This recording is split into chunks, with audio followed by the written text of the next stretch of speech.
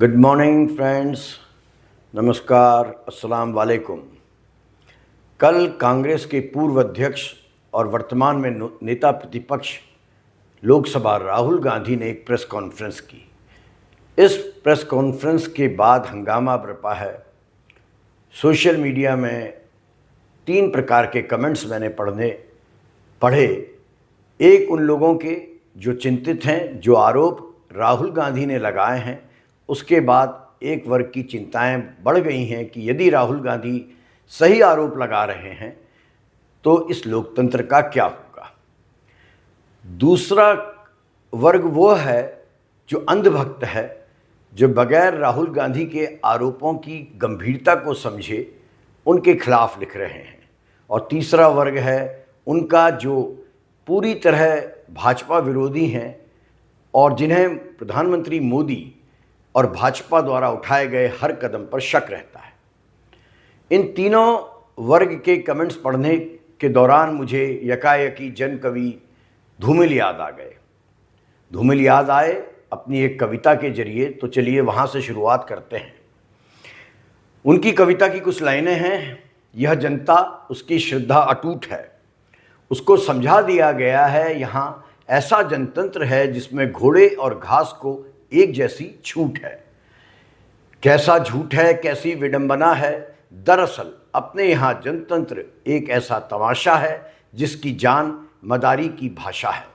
हर तरफ धुआं है, हर तरफ धुआं है, हर तरफ कुहासा है। जो दांतों और दलदलों का दलाल है वही देशभक्त है। जो दांतों और दलदलों का दलाल है वही देशभक्त है। और अंधकार में सुरक्षित होने का नाम है तटस्थता। यहाँ कायरता के चेहरे पर सबसे ज़्यादा रक्त है। जिसके पास थाली है हर भूखा आदमी उसके लिए सबसे भद्दी गाली है। हर तरफ कुआं है, हर तरफ खाई है। यहाँ सिर्फ वह आदमी देश के करीब है जो या तो मूर्ख है या फिर गरीब है। तो चलिए इस कविता के बाद अब शुरुआत करते हैं राहुल गांधी की। वो राहुल गांधी जो कभी तानों और मीम्स के जरिए केंद्र में थे, आज वही भारत के लोकतंत्र को बचाने की सबसे मुखर आवाज़ बनकर उभरते नजर आ रहे हैं। उनका ये बदला हुआ स्वर दोस्तों, यह तथ्यों पर आधारित तैयारी और यह तीखा लेकिन संतुलित प्रहार उन्हें एक गंभीर, परिपक्व और चुनौतीपूर्ण विपक्ष के नेता के रूप में स्थापित करने लगा है। लेकिन सवाल सिर्फ राहुल गांधी का नहीं है। सवाल यह है कि क्या भारत की लोकतांत्रिक संस्थाएं अब भी इतनी मजबूत हैं कि वे अपने ऊपर लगे आरोपों का जवाब पारदर्शिता और ईमानदारी से दे सकें। अगर नहीं तो फिर यह मान लीजिए कि लोकतंत्र का संकट सिर्फ संसद में नहीं छुपा है बल्कि मतदाता सूची की हर पंक्ति में छिपा है। और अगर यह संकट नहीं रोका गया तो अगली बार यकीन मानिए, अगर आप या मैं या हम वोट डालने जाएंगे तो हमारा नाम शायद सूची में नहीं होगा।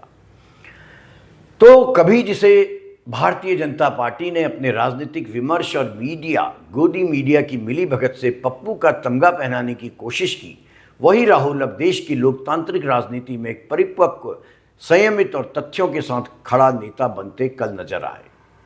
उनका आत्मविश्वास, तैयारी और प्रस्तुति जो कल हमने देखी उनकी प्रेस कॉन्फ्रेंस के दौरान, वह किसी नौसिखिए का अभिनय नहीं बल्कि उस नेता की पहचान है जो देश के संवैधानिक स्तंभों को सीधी चुनौती देने का साहस रखता है, मादा रखता है। 7 अगस्त 2025 की उनकी प्रेस कॉन्फ्रेंस, यानी कल की उनकी प्रेस कॉन्फ्रेंस, किसी राजनीतिक बयानबाजी से अधिक एक सुनियोजित और दस्तावेजों से लैस सार्वजनिक अभियोग थी। यकीन मानिए, मैंने आज तक अपने 25 बरस के पत्रकारीय जीवन में इतनी तैयारियों के साथ कोई प्रेस कॉन्फ्रेंस नहीं देखी, ना सुनी। राहुल ने चुनाव आयोग पर जो आरोप लगाए वे सिर्फ चुनावी प्रक्रिया पर नहीं बल्कि पूरे लोकतांत्रिक ढांचे की आत्मा पर सवाल उठा रहे हैं।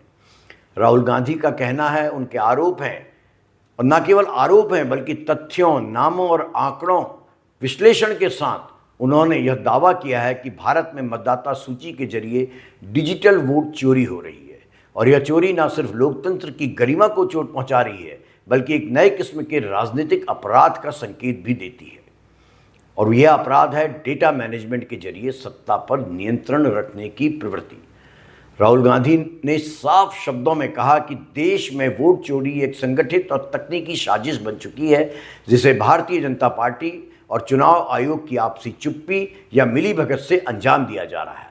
राहुल ने कर्नाटक, महाराष्ट्र और बिहार जैसे राज्यों के उदाहरण दिए जहां मतदाता सूचियों में हेरफेर, फर्जी वोटों का जुड़ाव और असली मतदाताओं का नाम हटाया जाना शामिल है। और उन्होंने ये प्रमाणित किया कल कि यह एक पैटर्न बन गया है। सबसे ज़्यादा जो उन्होंने महत्वपूर्ण बात सामने रखी और उदाहरण दिया वह कर्नाटक का महादेवपुरा विधानसभा क्षेत्र है, जहां पर राहुल और उनकी टीम ने पूरी तैयारी की, यह साबित करने के लिए कि कुछ ना कुछ गड़बड़ झाला है, बड़ा झोल है। कांग्रेस द्वारा किए गए एक सर्वेक्षण के अनुसार 1,250 फर्जी वोट इस अकेली कंस्टिट्यूएंसी में जुड़े थे। राहुल के अनुसार भाजपा को इस सीट में सिर्फ 32,760 वोटों के अंतर से जीत मिली। 1,15,586 and the BJP polls 2,29,632. Congress wins all the Vidhan Sabhas except this one, and in this one BJP sweeps and gets a margin of 1,14,046. That this seat wins them the election.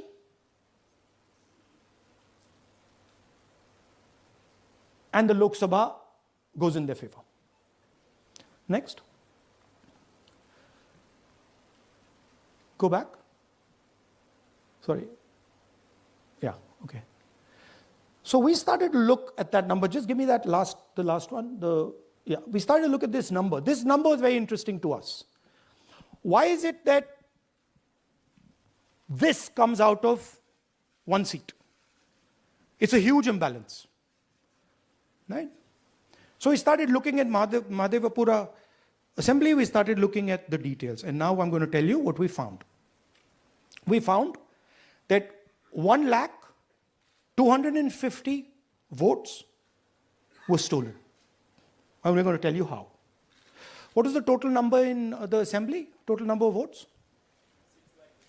So out of 6,50,000 total votes in the assembly of Mahadevapura, 1,250,000 votes were stolen.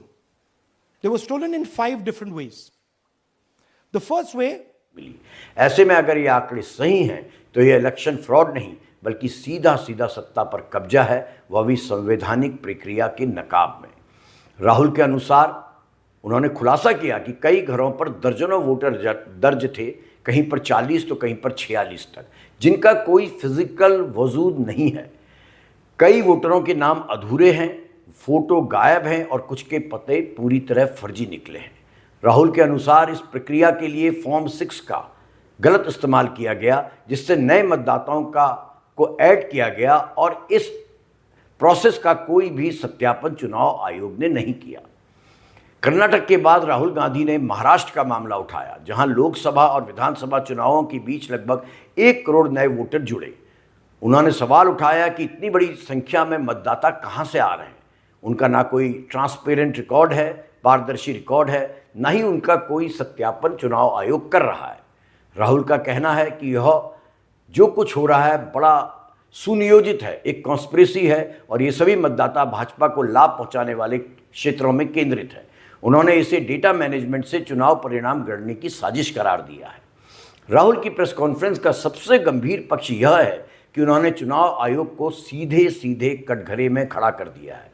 उन्होंने कहा कि जब चुनाव आयोग से कांग्रेस ने इन मामलों की जानकारी मांगी, तब उन्हें digital voter data, CCTV footage या नामांकन फॉर्म्स के दस्तावेज उपलब्ध नहीं कराए जा रहे हैं। आरटीआई के जरिए मांगी गई जानकारी के जवाब में चुनाव आयोग ने कहा है कि फुटेज मौजूद नहीं है या नष्ट कर दी गई है।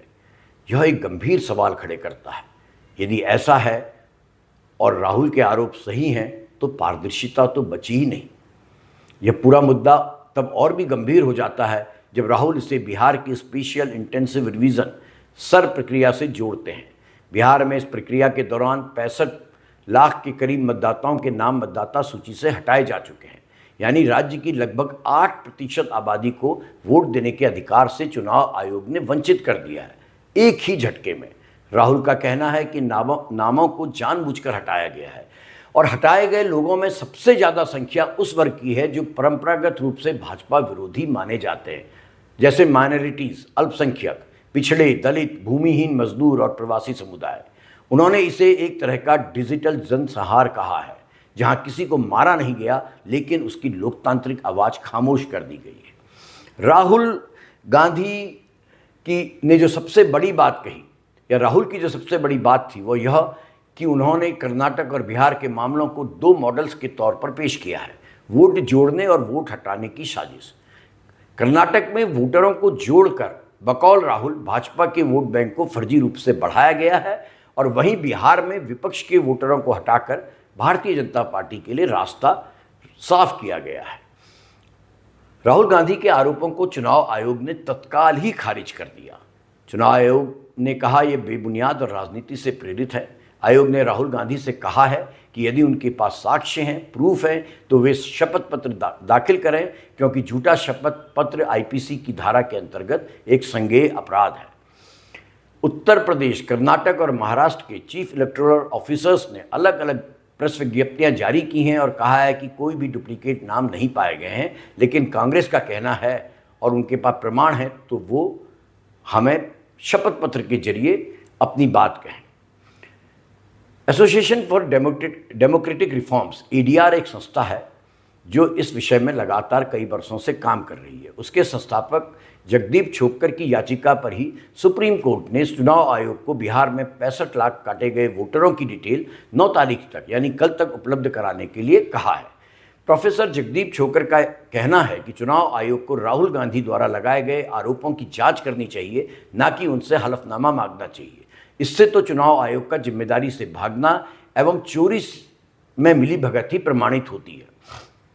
छोक्कर का यह भी कहना है कि लोकसभा चुनाव के पहले फेज के लिए हुए वोटिंग के बाद आंकड़े जारी करने में चुनाव आयोग को 11 दिन आखिर क्यों लगे थे, वह भी सिर्फ प्रतिशत बताया गया था। हालांकि सुप्रीम कोर्ट में एडीआर ने चुनाव आयोग से वोट संख्या की मांग की थी, मत संख्या की मांग की थी, जिसे छोक्कर कहते हैं कि आज तक उन्हें नहीं दिया गया है।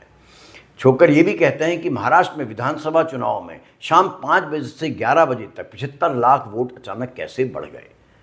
छोक्कर का कहना है कि पंजाब, हरियाणा हाईकोर्ट द्वारा जब चुनाव आयोग से वीडियो फुटेज मांगा गया तो उसके बाद केंद्र सरकार ने संसद द्वारा नया कानून पारित करा दिया कि वीडियो फुटेज चुनाव उपरांत सिर्फ 45 दिन तक ही सुरक्षित रखी जाए। ऐसा क्यों?